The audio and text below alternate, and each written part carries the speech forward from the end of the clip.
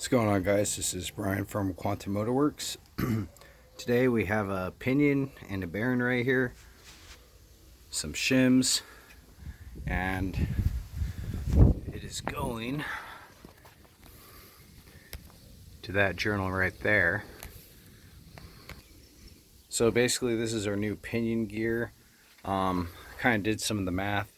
The original shim that came off the original was 28 thousandths. The original pinion has a -3.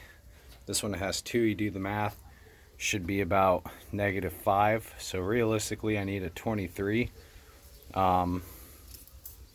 That's going to be this combo right here. These two shims are about 23 thousandths. But for whatever reason, I'm going to stick with the OEM shim. I can't see 5 thousandths making a tremendous difference. So we're going to go ahead and do that.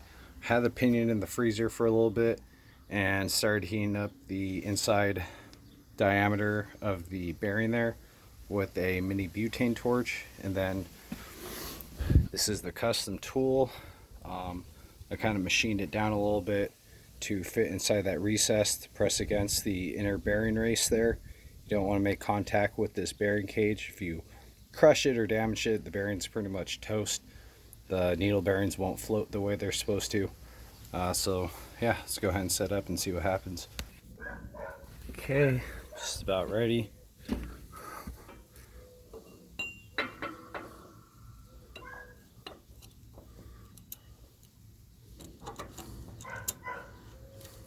Alright, start putting this down. Alright, I want to say that's where it should be.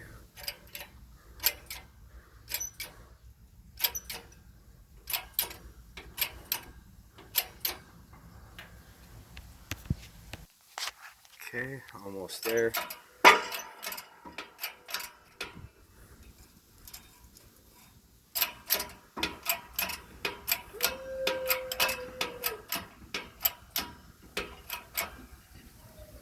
Alright. I really hope I don't have to change out this fucking shim, but there I have it. That's pretty much it. Went out pretty easily. Just gotta have the right tools in the press. It's pretty much that.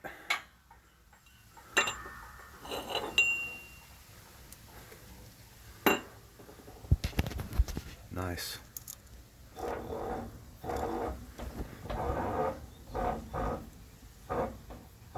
Looks like it's fully seated.